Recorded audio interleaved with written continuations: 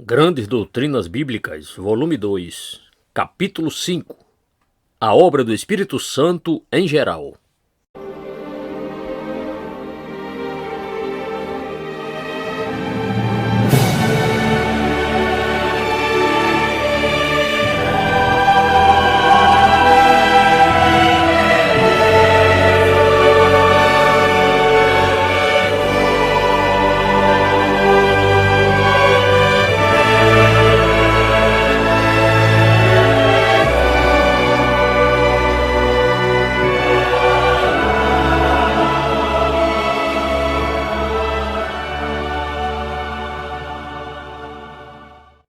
Tendo examinado a obra do Espírito Santo em geral, e tendo considerado o que aconteceu no dia de Pentecoste, é importante e interessante que nós, antes de prosseguirmos para focalizar a grande obra do Espírito Santo na aplicação da redenção, também consideremos abreviadamente sua obra em relação com o nosso próprio Senhor Jesus Cristo.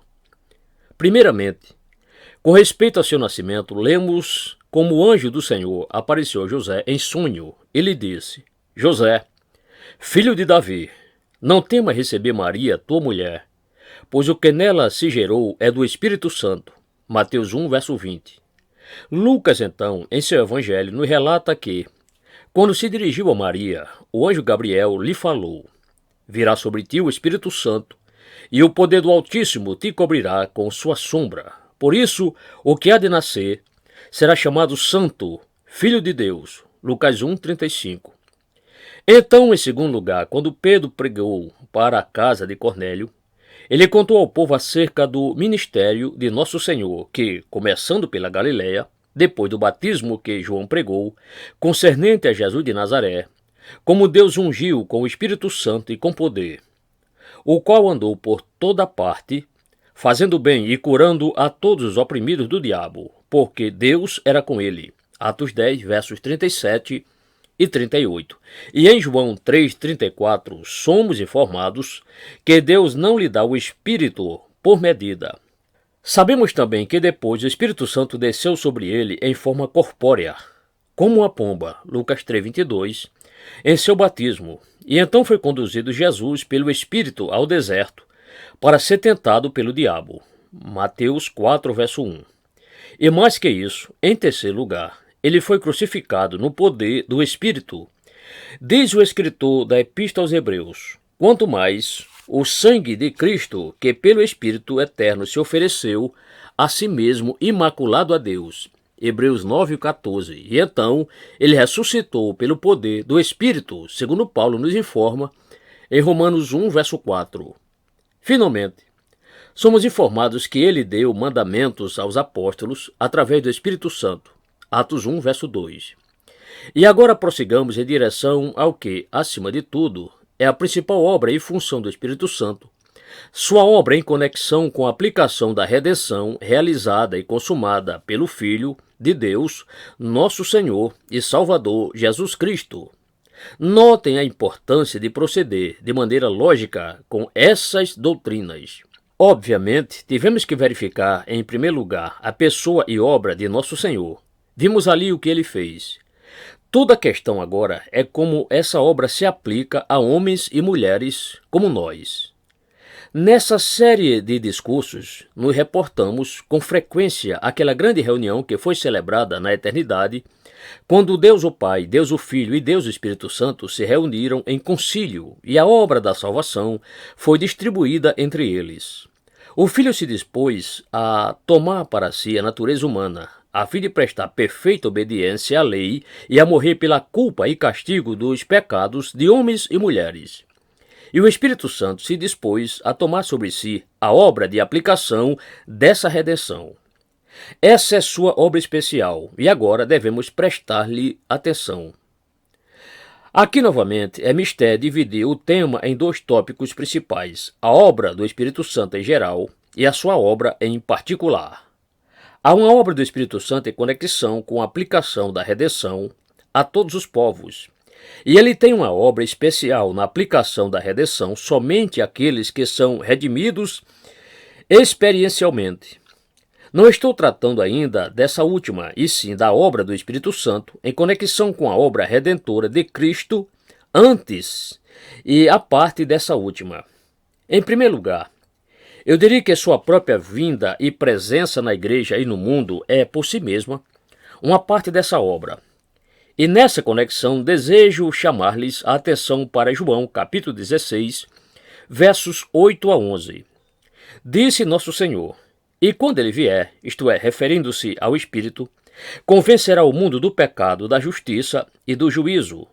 Do pecado, porque não crê em mim; da justiça, porque vou para meu Pai, e não me vereis mais; e do juízo, porque o príncipe deste mundo já está julgado. Esses versículos são muitíssimo importantes e é vital que os interpretemos corretamente, visto que, com frequência, são erroneamente interpretados. E assim, muitas vezes, são interpretados como se fossem uma descrição da obra que o Espírito Santo faz nas almas dos indivíduos, a fim de conduzi-los à salvação. Talvez tenham alguma referência indireta a isso, mas pretendo tentar demonstrar-lhes que essa não é sua referência principal. Não é isso o que estão realmente descrevendo. Notem vocês que a versão autorizada contém a seguinte redação: quando ele vier, reprovará o mundo. Na versão revisada, há uma tradução melhor: quando ele vier, declarará o mundo culpado do pecado e da justiça e do juízo. E essa é correta. Não é convencerá, como está escrito na Revised Standard Version, mas sentenciará, culpará, condenará. E não precisa enfatizar a diferença entre sentenciar e convencer. É possível condenar uma pessoa sem convencê-la. Convencer significa que conseguimos persuadir aquela pessoa. Noutras palavras, a Revised Standard Version apoia a falsa interpretação que declara que esses versículos estão descrevendo o modo pelo qual o Espírito Santo traz uma alma à salvação. Ora, é claro que há certo sentido que toda alma conduzida à salvação veio dessa maneira, porém, esse não é o significado dessa afirmação. Deixe-me tentar substanciar esse ponto. Defendo a tese de que João 16, versos 8 a 11 é uma afirmação geral com respeito à vinda do Espírito Santo e com respeito ao resultado de sua vinda. Notem vocês que nosso Senhor se mostra muito precavido em dizer que, quando o Espírito Santo viesse, não condenaria indivíduos nem crentes, mas o mundo. Ora, o mundo inclui todas as pessoas, as que se tornam crentes e as que não se tornam crentes. Mas nosso Senhor se revela criterioso em dizer que a obra de culpar é algo que o Espírito Santo faz ao mundo. E creio que isso sucede porque os expositores se esqueceram disso com tanta frequência que, lamentavelmente, se desviaram em suas exposições. Outro ponto a se observar é o seguinte: gostaria de saber se vocês já se sentiram perplexos quanto ao que esses versículos significam. Por exemplo, nosso Senhor diz que o Espírito Santo culpará o mundo do pecado, e a seguir o explica do pecado porque não creem em mim. Ele não diz que o Espírito Santo culpará o mundo do pecado, ensinando toda a verdade acerca do pecado. Não. Ele especifica uma só coisa em particular: porque não creem em mim. Esse fato é igualmente muito importante. A lei que Deus promulgou através de Moisés declara culpado em virtude do pecado nesse sentido geral, e não havia necessidade de que o Espírito Santo viesse para fazer isso. Mas o Espírito Santo realiza essa obra especial. E, da mesma forma, quando nosso Senhor explica justiça e juízo, ele se firma a algo muito particular. Noutras palavras, o ensino de nosso Senhor aqui é com respeito ao efeito que a vinda atual do Espírito tem sobre o mundo, e diz que a própria presença do Espírito Santo na igreja culpa do pecado, da justiça e do juízo. Pois bem, em Atos 5, 29 a 32, há uma declaração paralela. Pedro e os demais apóstolos são conduzidos perante a corte, ou seja, o sínodo, onde Pedro apresenta sua defesa e diz o que lemos abaixo. Respondendo Pedro e os apóstolos disseram: importa antes obedecer a Deus que aos homens. O Deus de nossos pais ressuscitou a Jesus, ao qual vós matastes. suspendendo-o no madeiro. Sim, Deus, com sua destra, o elevou a príncipe e salvador, para dar a Israel o arrependimento e remissão de pecados. E nós somos testemunha dessas coisas, e bem assim o Espírito Santo, que Deus deu àqueles que lhe obedecem. Nós, diz Pedro, somos testemunhas dessas coisas, e também o Espírito Santo é uma testemunha dessas coisas que vos estamos relatando. A vinda do Espírito Santo ao mundo testifica acerca de certas coisas, e, ao dar esse testemunho, ele culpa o mundo do pecado, da justiça e do juízo. Como ele faz isso? Bem, sigamos a própria explicação do nosso Senhor. É preciso observar, porém, de passagem, um ponto geral, visto que ele faz parte vital de toda a doutrina da obra do Espírito Santo, que é como segue. Em todos os três casos, o Espírito Santo está apontando para o Senhor. Ele não se detém no pecado. Ele não ensina acerca de si mesmo, nem chama a atenção para si mesmo, nem glorifica a si mesmo. Ele está o tempo todo chamando a atenção para o Senhor. E essa é a característica de toda a obra do Espírito Santo. Sua função e ocupação exclusivas, como nosso Senhor ensina aqui de forma tão nítida, é glorificar o Senhor Jesus Cristo. A totalidade de nossa redenção emana de Cristo, cada bênção, cada experiência, tudo. João já havia dito isso no início de seu evangelho. Em João 1,16 ele diz: pois todos nós recebemos da sua plenitude e graça sobre graça. O Espírito Santo não pode dar absolutamente nada, a não ser o que vem de Cristo. Ele não nos dá nada de si mesmo, mas passa para nós, intermedia para nós, reproduz em nós, origina em nós aquela plenitude que se encontra em Cristo e sua redenção. Portanto, notem que, quando nosso Senhor interpreta essas três coisas, seu procedimento é inteiramente em termos do que o Espírito Santo fará em relação a ele. A primeira coisa é que ele culpará o mundo do pecado porque não creem em mim. Já realcei que ele não diz que apenas culpará o mundo do pecado em geral. Ele não diz que o Espírito revelará a torpeza do pecado, ou a malignidade, ou a impiedade, ou a depravação do pecado. Ele não mostrará como o pecado é ilegal, ou erra o alvo, ou qualquer uma dessas outras coisas. Nosso Senhor não as menciona em absoluto. É uma só coisa. E essa única coisa é porque não creem em mim. Ora, o que ele quer dizer com isso? Bem, há seguramente uma só explicação plausível e, indubitavelmente, é que a própria vinda do Espírito Santo para a igreja no dia de Pentecoste, em Jerusalém, com os sinais que se seguiram e a forma como ele usou os apóstolos, tudo isso, por si só, condenou o mundo do seu próprio erro quando ele negou a Jesus de Nazaré e vociferou: fora com ele, crucifica-o. A vinda do Espírito Santo é prova positiva e conclusiva que Jesus de Nazaré é o Filho de Deus, o Salvador do mundo. Como o Espírito Santo faz isso? Bem, enquanto esteve aqui neste mundo, nosso Senhor disse que enviaria a promessa do Pai. Isso era algo pelo qual os judeus haviam esperado desde séculos. Eles possuíam essas profecias de Joel e de outros e sabiam que o Messias era aquele que enviaria essa promessa. Então Jesus de Nazaré surgiu diante deles. Ele reivindicou seu Messias, contestaram sua reivindicação e a negaram. Não quiseram crer nele e por fim o rejeitaram e o crucificaram. Eis aqui, porém, o Espírito Santo enviado sobre a igreja de conformidade com a profecia. Qual, pois, é o efeito disso? Prova que ele é o Messias e, portanto, o mundo que o rejeitou é culpado de seu pecado, o pecado do fracasso em reconhecê-lo, o pecado de rejeitá-lo e de crucificá-lo. Eis porque ele diz que o Espírito Santo, em particular, culpa o mundo do pecado, porque não creem em mim. Espero que eu esteja esclarecendo bem o seguinte fato. Foi a própria vinda do Espírito Santo que fez isso. Não foi o resultado de uma obra que ele faz nos recônditos da alma. Tratarei disso mais adiante, quando chegarmos à questão de como a redenção é aplicada aos que são redimidos. Agora, porém, estamos tratando do modo como o Espírito Santo culpa o mundo de pecado. Quando ele desceu sobre a igreja, quando houve o som de um vento impetuoso e surgiram línguas distribuídas como de fogo, as quais vieram sobre esses discípulos, e eles falaram em outras línguas, apenas isso culpou o mundo de pecado, o pecado de incredulidade.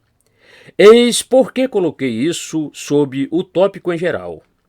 Aproximemo-nos, porém, da segunda acusação, da justiça, porque vou para meu Pai e não me vereis mais.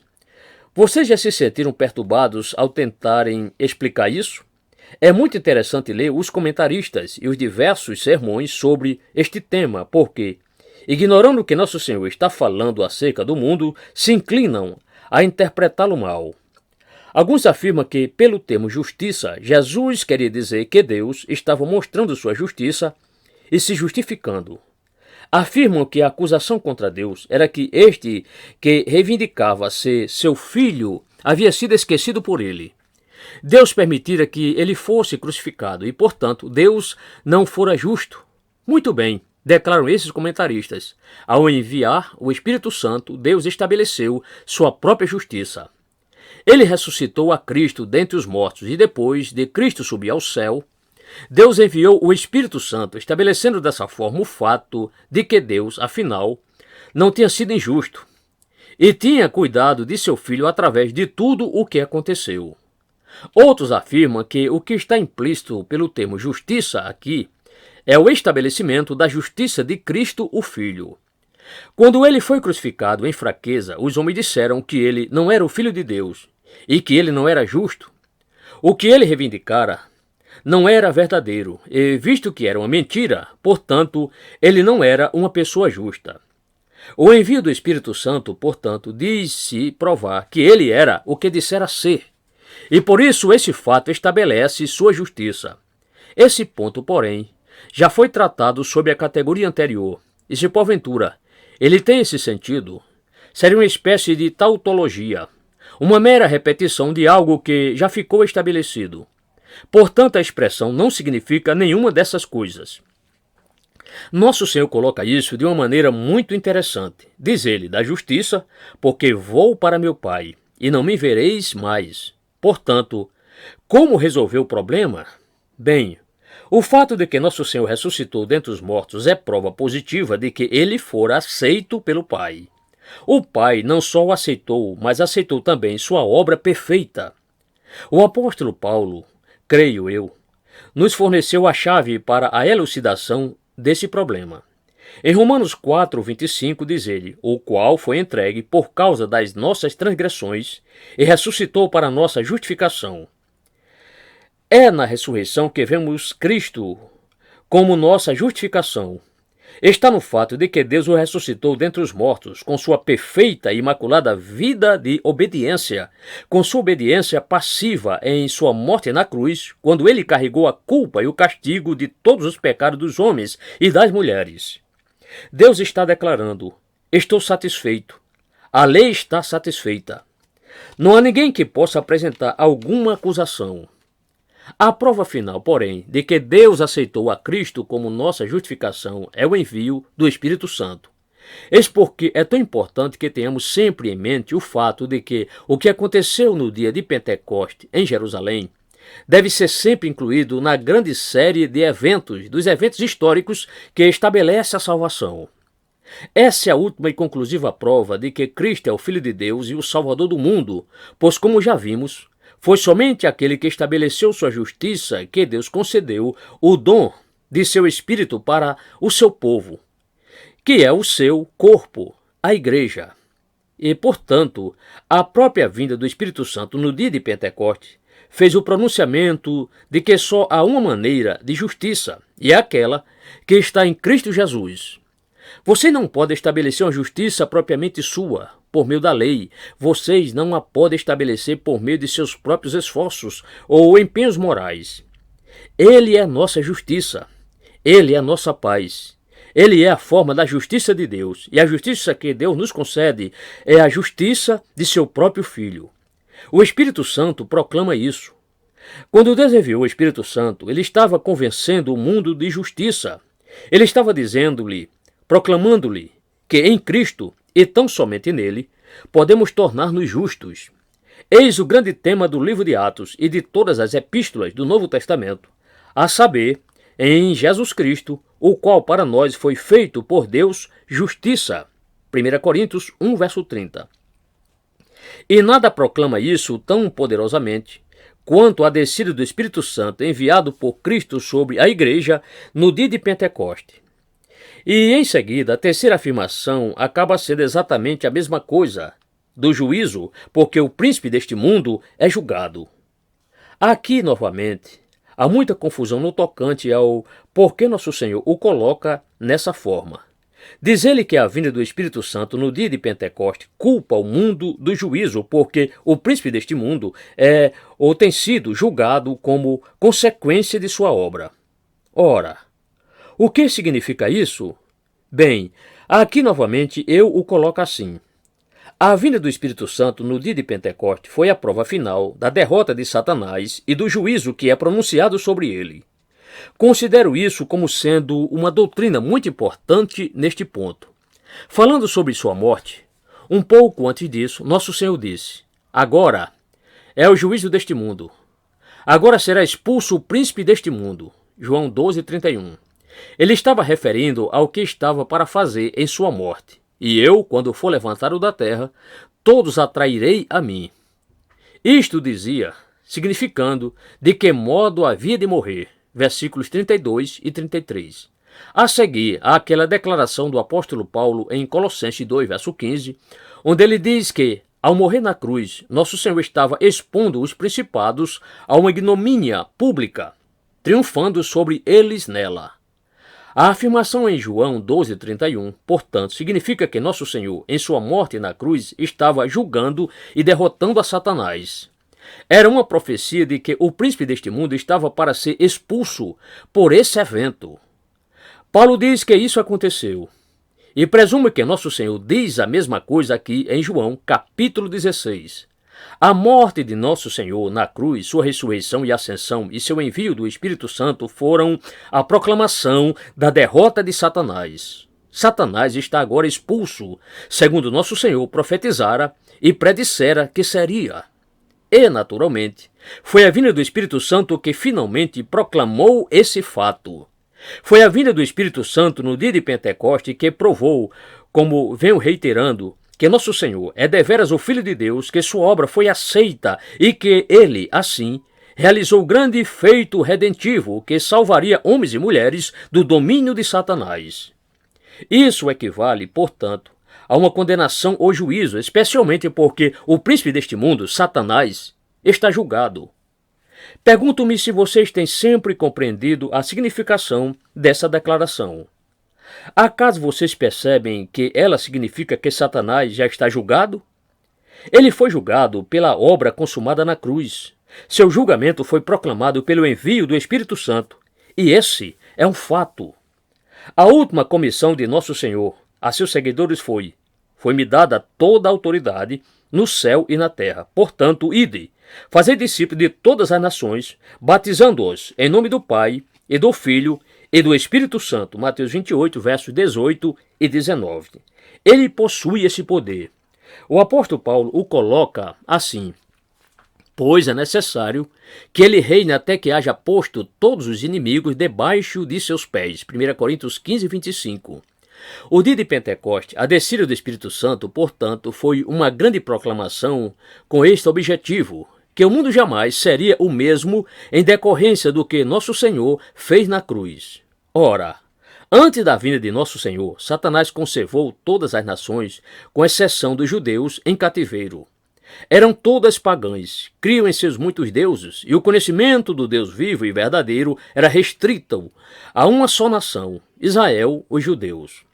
Mas, como resultado da obra de Nosso Senhor na cruz e do envio do Espírito Santo no dia de Pentecoste, isso não é mais o caso. Satanás, nesse sentido, não anda mais enganando as nações desde então.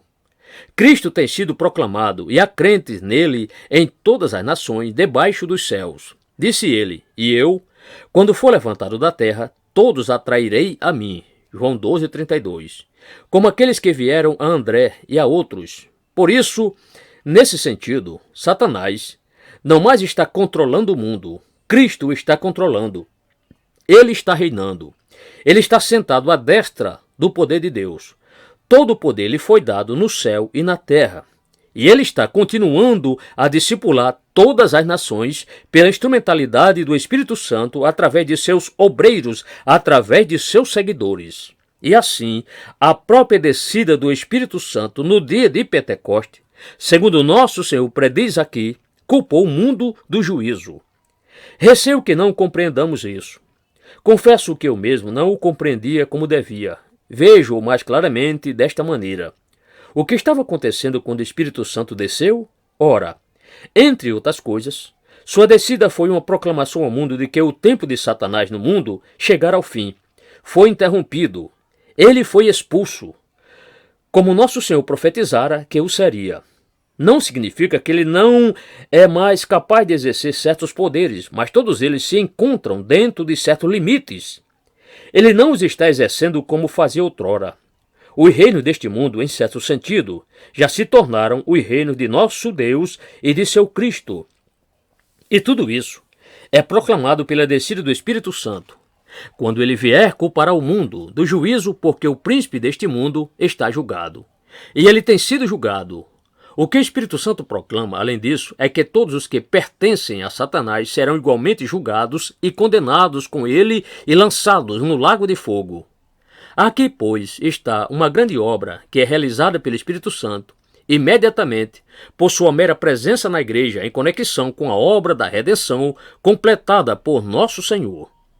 A fim de podermos ficar livres para continuarmos a analisar a obra nos redimidos, ainda há uma coisa que quero mencionar neste ponto, a saber, ele também faz certa obra preparatória em tudo e em todos, tanto nos redimidos como nos não redimidos.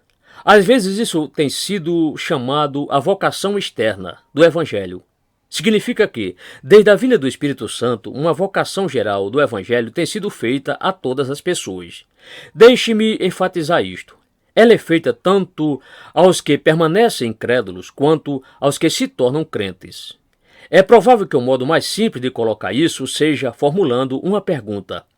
Se lhes fosse pedido que definissem a diferença entre calvinistas e hipercalvinistas, como vocês o fariam? É uma pergunta digna de ser feita por esta razão. Conheço um grande número de pessoas que, quando usam o termo hipercalvinista, geralmente querem dizer calvinistas. Noutras palavras, elas não sabem o que é hipercalvinista.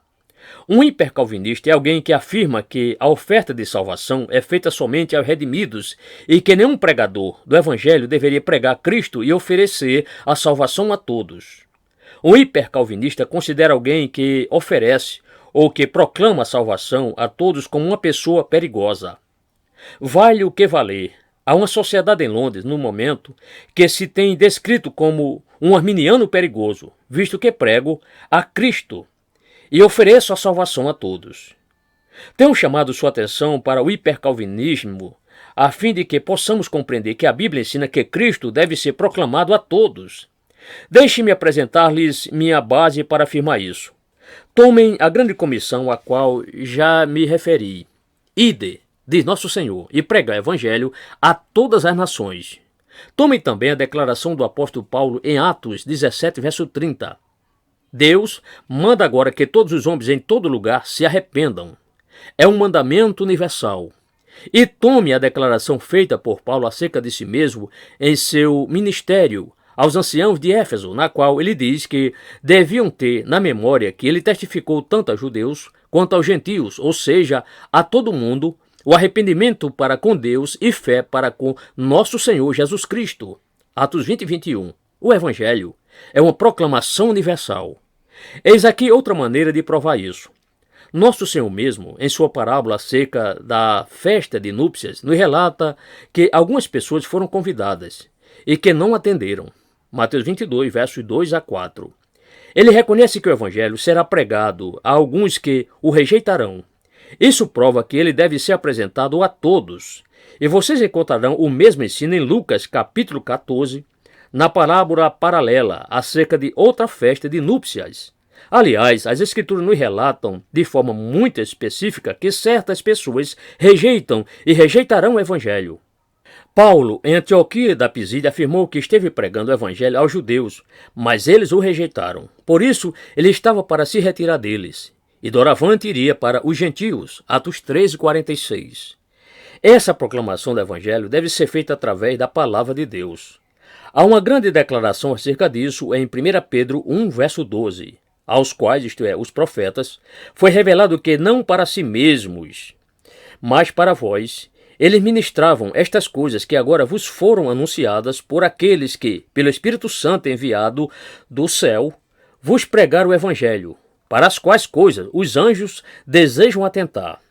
O Espírito Santo sempre opera através da palavra de Deus. Ora, muitas pessoas acreditam que ele opera diretamente. Isso foi o que levou os Quakers a desviar-se do principal partido dos puritanos. Diziam que a palavra não era necessária, que o Espírito Santo falava diretamente a cada pessoa, de alguma maneira mística e secreta, por alguma iluminação interior. Absolutamente não. O Espírito Santo sempre usa a palavra, mas a palavra do Senhor permanece para sempre, diz Pedro, 1 Pedro 1,25. Tendo renascido, não de semente corruptível, mas de incorruptível pela palavra de Deus, a qual vive e permanece. Diz novamente Pedro, 1 Pedro 1,23. A fim de realizar sua obra, o Espírito usa a palavra de Deus. E o que ele faz? Deixe-me apresentar-lhes os tópicos. Em primeiro lugar, ele revela, através da palavra, o grande amor de Deus aos pecadores em geral. Deus, pelo seu muito amor com que nos amou. Efésios 2, verso 4. E assim por diante. Em segundo lugar, ele apresenta e oferece a salvação em Cristo através do seu povo. Ele declara os fatos acerca de Cristo. Eis a incumbência dos pregadores do Evangelho. É declarar o registro da vida, da morte, da ressurreição e das aparições de nosso Senhor. O que é pregação? É a proclamação desses fatos acerca de Cristo. Não só isso. É uma explanação desses fatos, o significado desses fatos, como esses fatos constituem a salvação e são a causa, os meios da salvação. E assim, na pregação da palavra, no poder do Espírito Santo, esses fatos e sua interpretação são apresentados. Em seguida, como já os lembrei, o Espírito Santo nos chama ao arrependimento. Ele chama a todos ao arrependimento, a todos os homens e mulheres, em toda parte, por causa desses fatos, por causa daquele varão a quem ele designou, por meio de quem o mundo inteiro está para ser julgado com justiça. Atos 17:31. E, finalmente, o Espírito Santo nos chama para a fé em Cristo. Considere novamente aquelas palavras de Paulo em sua mensagem de despedida à igreja de Éfeso. O que ele testificou? O que ele pregou? Foi arrependimento para com Deus e fé para com nosso Senhor Jesus Cristo. Atos 20:21.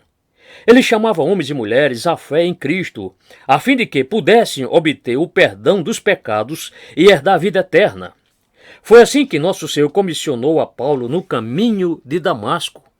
Ele disse que estava para enviá-lo ao povo e aos gentios, para lhes abrires os olhos e das trevas os converteres à luz e do poder de Satanás a Deus, a fim de que recebam a remissão dos pecados e herança entre os santificados pela fé em mim. Atos 26:18. Essa, pois, é a obra do Espírito Santo em geral, em conexão com a obra redentiva de nosso Senhor. E havendo tratado disso, estamos agora numa posição de continuar considerando detalhadamente o que é que o Espírito Santo faz àqueles que se tornam crentes, e somente a eles, a fim de aplicar a obra da redenção.